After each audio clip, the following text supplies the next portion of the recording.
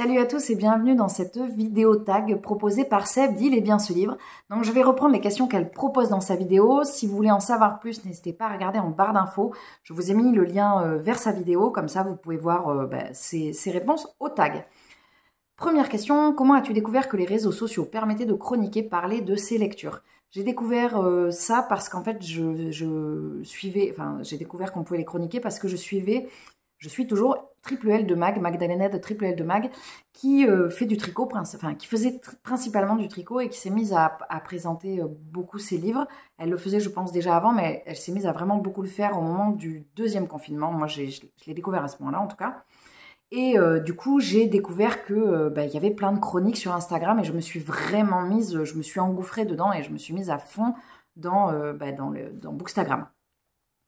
Et ensuite, ça m'a amené vers YouTube, évidemment, mais ça, je vous en parlerai peut-être après. Par quel réseau social as-tu découvert ce monde des chroniqueurs influenceurs littéraires? Donc là, c'est ce que je viens de vous dire. J'ai découvert par Instagram, et ensuite, Instagram m'a amené à aller sur YouTube. C'est pas, souvent, c'est le sens inverse. Moi, ça a vraiment commencé par Insta, et après, c'est venu sur YouTube. Et au final, bon, je suis toujours autant les deux, mais c'est vrai que j'ai énormément accroché avec YouTube, alors que jusqu'à ce moment-là, je ne regardais jamais de vidéos sur YouTube. Jamais. Y trouves-tu plus d'avantages que d'inconvénients pour ta vie de lectrice lambda? Alors, c'est super intéressant de partager sur Instagram.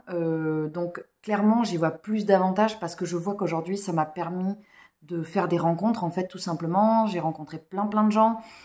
Ça m'a permis d'échanger autour de cette passion qu'est la lecture, mais pas que. Et ça n'a pas forcément... ça a amené peut-être des inconvénients dans le sens où ça m'a mis un peu de pression. Moi, je me suis mise un peu de pression, notamment au début. Alors, est-ce que c'était au début? Ouais, au début, je me suis lancée, parce que là, ça va faire 2 ans. Et effectivement, je pense que quand ça faisait quelques mois, je me mettais un petit peu la pression pour avoir des chroniques hyper régulières, hyper parfaites. Alors qu'aujourd'hui, je suis beaucoup plus détachée. Je présente pas forcément les livres quand je les ai lus. Je présente des fois 1 mois plus tard. J'y vais vraiment beaucoup plus cool, quoi. Est-ce que ça a changé ta façon profonde de lire? Alors oui, clairement, ça a complètement changé ma façon de lire. Parce qu'il y a 2 ans, quand j'ai découvert Bookstagram, je suis devenue complètement accro à la lecture. J'aimais lire avant. Je lisais en moyenne 12 livres par an, 12-14. On va dire que c'était... voilà, c'est une moyenne, a priori, quand on est dans cette moyenne-là, on est dans la moyenne française. Alors, pas apparemment des gens sur Bookstagram. Hein. Mais donc, du coup, j'étais vraiment dans un rythme tranquille. Je lisais un livre par mois, j'allais me coucher, je lisais quelques lignes. Alors qu'en fait, quand j'ai découvert Bookstagram, j'ai supprimé la télé de chez moi et je me suis mise à lire énormément, mais alors de manière hyper compulsive. Je me suis mise à acheter des livres de manière complètement compulsive. Et d'ailleurs, ma pile à lire qui était de 50 livres, je pense, avant Bookstagram, est aujourd'hui énorme. Je pense qu'on est à plus de 300 livres. Je ne compte pas. J'ai trop peur. Et donc, du coup, ça a changé radicalement ma façon de lire parce que je passe beaucoup plus de soirées à lire. Plus toutes mes soirées. J'ai un peu levé le pied à ce niveau-là. Je me mets moins de pression. Mais oui, ça a changé et de manière très, très positive parce que ça m'a ouvert à un univers. Ça a enrichi mon vocabulaire, tout simplement. Ça m'a fait faire de très, très belles rencontres. Ça, c'est autre chose. Oui, en tant que lectrice, ça m'apporte énormément, ça, c'est sûr.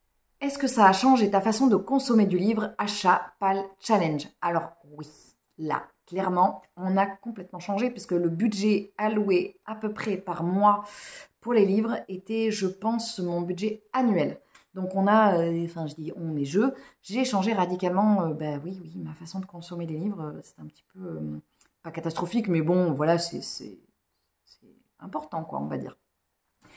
J'ai complètement changé parce que maintenant, par exemple, je connaissais pas du tout le monde des challenges que j'adore. J'aime tellement ça d'ailleurs qu'avec Camille des Idées de Mims, on a créé un challenge au printemps qui s'appelle le Printemps des livres. Je vous invite à aller voir sur ma chaîne si vous voulez, il y a une vidéo de présentation. Et d'ailleurs, on reconduira évidemment le challenge cette année avec grand plaisir. Donc oui, je connaissais pas tout ce monde des challenges, je connaissais pas les termes, PAL, qu'est-ce qu'il y a d'autre, ma PAL, ma wishlist, bon ça c'est pas que par rapport au livre, mais il y a plein de termes que je connaissais pas, plein d'auteurs que je ne connaissais pas et que vraiment je suis allée consommer beaucoup plus parce que je les voyais à travers les réseaux sociaux, donc ça m'a ouvert en fait un univers beaucoup plus dense du monde du livre. Lis-tu encore spontanément des livres sans en avoir du tout entendu parler sur les réseaux sociaux. Oui, je lis encore plein de livres dont je n'ai pas entendu parler. Notamment, il y a plein de livres dans ma palle dont j'ai jamais entendu parler. Il y a plein de livres qui me sont recommandés soit par des médiathécaires, enfin des bibliothécaires, des libraires.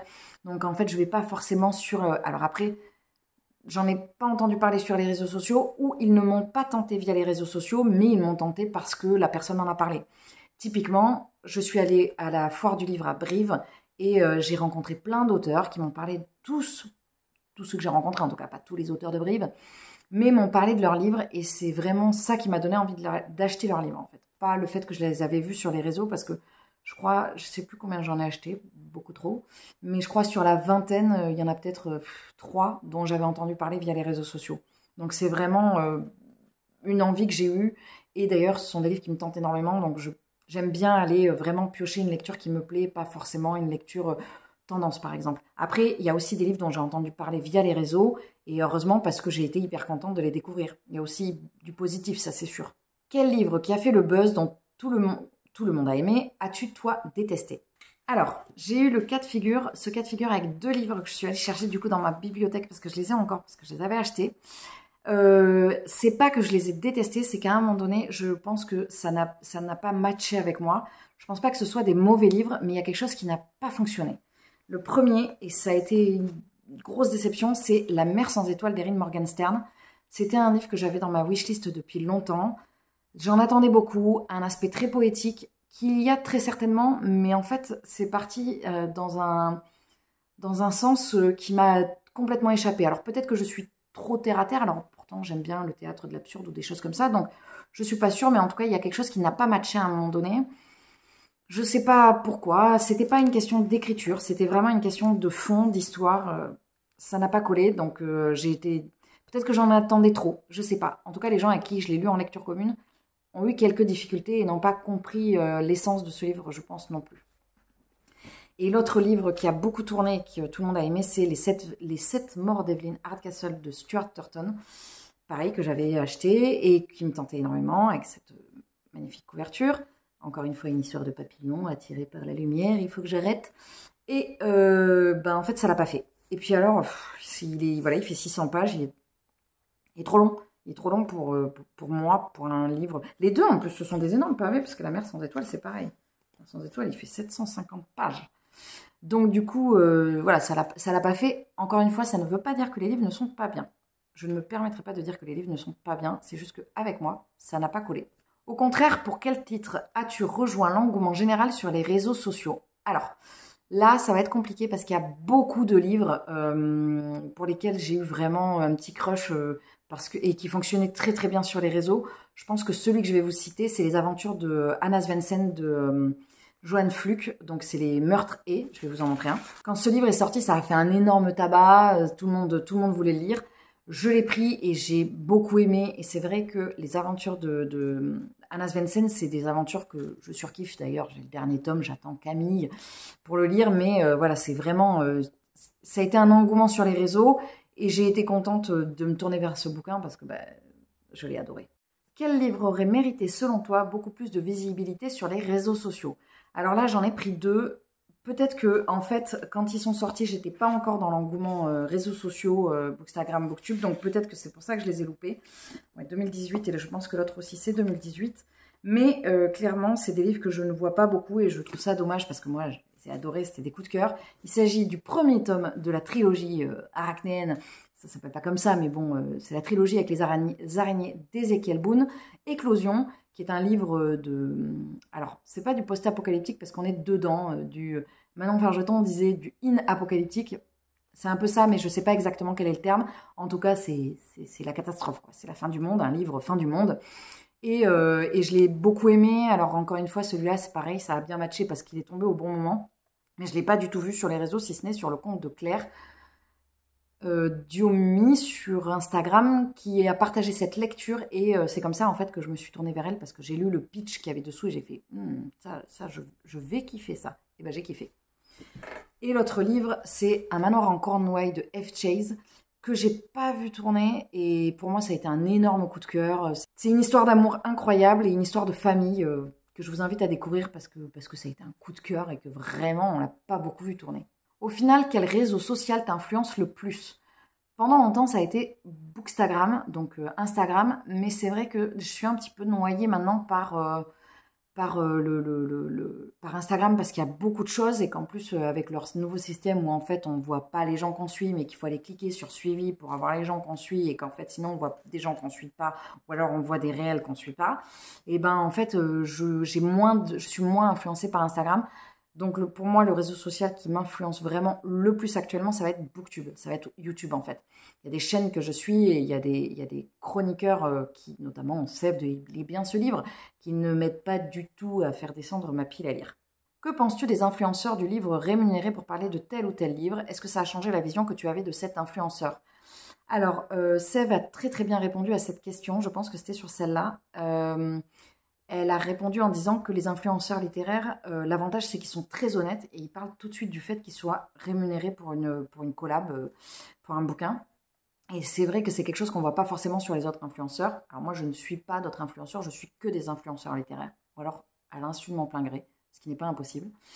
Donc du coup, je ne sais pas trop quoi penser. C'est vrai que c'est un peu délicat, mais en même temps, j'ai envie de dire, un libraire est payé pour vous parler de ses livres, hein. Même si c'est pas lui qui les a écrits. Un libraire, il va se nourrir en fait, il va subvenir à ses besoins s'il vend des livres. Et pour vendre des livres, il faut qu'il vous les vende. Donc, quelque part, c'est un peu le même principe. Donc, je vois pas en quoi ce serait plus problématique. À partir du moment où c'est affiché dès le départ et qu'on le sait, et que je pense de toute façon, comme disait Seb, si le chroniqueur chronique un bouquin avec lequel il n'est pas en accord, je pense que sa communauté le verra. Et je pense que c'est les gens qui vont acheter le livre, s'il n'est pas bon, bah, ils le verront. Enfin, on n'est pas des buses, quoi. À un moment donné, moi, chaque fois que quand j'achète un livre recommandé par un chroniqueur, s'il n'est pas bon, ce qui n'a jamais été le cas. Mais je pense que s'il n'était pas bon, je le verrais. Et surtout, au bout d'un moment, avec un certain bagage littéraire, on commence à le voir. Donc, ça ne me pose pas forcément de problème parce que c'est annoncé, en fait. Ce que j'aime pas, c'est l'idée que ça ne soit pas annoncé avant. As-tu déjà lu un livre sous la pression des réseaux sociaux? Si oui, lequel et l'as-tu aimé? Il y a énormément de livres que j'ai lus sous la pression des réseaux sociaux, c'est-à-dire avec un engouement. Notamment, on les voit ici. Ah, j'ai réussi à le faire, d'habitude, j'y arrive pas parce que comme la caméra est inversée. Hop, ici, là, les 6 tomes. Ah ben voilà, par contre, j'ai voulu faire la ligne, là, et ça marche pas. Ah non, ça marche pas. Bon, je vais arrêter.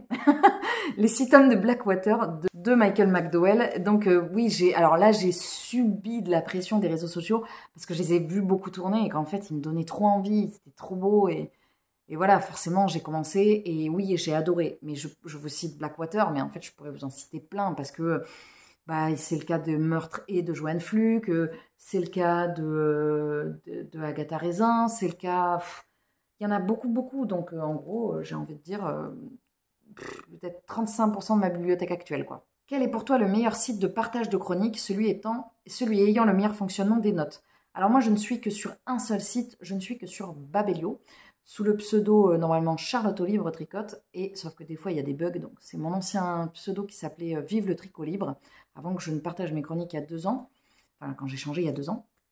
Et en fait, je ne connais pas d'autres fonctionnements, donc je ne peux pas vous dire quel est le meilleur. Je vous dis juste que Babelio me correspond très bien, qu'il me permet de répertorier mes chroniques. Jusqu'à présent, je faisais aussi dans un cahier, et c'est vrai que j'ai un peu lâché l'affaire. J'attends avec grande impatience le carnet de lecture de Sève sur lequel je vais me ruer parce que j'ai envie de soutenir son projet et qu'elle nous offre en fait surtout. Mais voilà, j'ai envie d'avoir un carnet spécialement dédié à la lecture comme j'ai pour le tricot avec le carnet que m'avait offert Manon.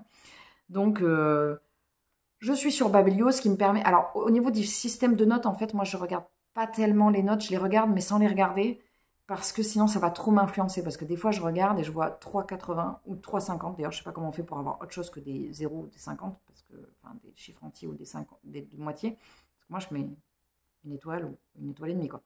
Bref. Et c'est vrai que je regarde pas forcément. Des fois, ça m'arrive, je regarde. Et du coup, ça me permet de me dire, ah ouais, ok, donc le livre n'a pas été aimé. Et en fait, c'est pas mal parce que ça me permet d'avoir moins d'attente. Je suis moins en train de me dire, ah putain, ça doit être génial. Parce que c'est terrible ça, quand je vois une note trop bonne, après je me dis que ça doit être génial. Donc je regarde pas trop les notes. Par contre, ça me permet de mettre des critiques, de mettre des avis, on va dire, et d'échanger avec des lecteurs ou avec des lecteurs, oui, parce que je ne vais pas échanger avec des gens qui font du bullying, puisque c'est un site pour répertorier ses lectures. Quel avenir vois-tu pour le monde du livre dans les réseaux sociaux? Vers quelle évolution? Alors pour moi, clairement, je pense que les réseaux sociaux, on en pense qu'on veut, positif, ou que ce soit positif ou négatif, mais ce qui est sûr et certain, c'est je pense que les réseaux sociaux auront fait beaucoup de bien au monde de l'édition, parce que j'achète beaucoup de livres. Globalement, c'est la conclusion, mais je pense que je ne suis pas la seule, et je pense que ça relance énormément la lecture. Je ne suis pas du tout BookTok, je ne suis pas TikTok, j'y arrive pas, ça marche pas, mais je pense que ça va venir cibler une population beaucoup plus jeune, parce que moi j'ai plein de cheveux blancs, hein, c'est fini BookTok, et non je rigole, vous pouvez aller sur BookTok avec des cheveux blancs, mais ce que je veux dire c'est que moi ça ne me correspond pas, et ce format-là, mais je pense qu'effectivement ça va venir enfin pas taper, mais cibler des gens qui normalement ne se seraient pas forcément tournés vers le livre. Donc je pense que l'avenir des maisons d'édition et du livre sur les réseaux sociaux, ça va être exponentiel en fait. Parce que jusqu'à présent, il y a 2 ans par exemple, les maisons d'édition n'avaient pas du tout la même présence. Ils étaient moins impliqués, ils reconnaissaient moins les influenceurs littéraires.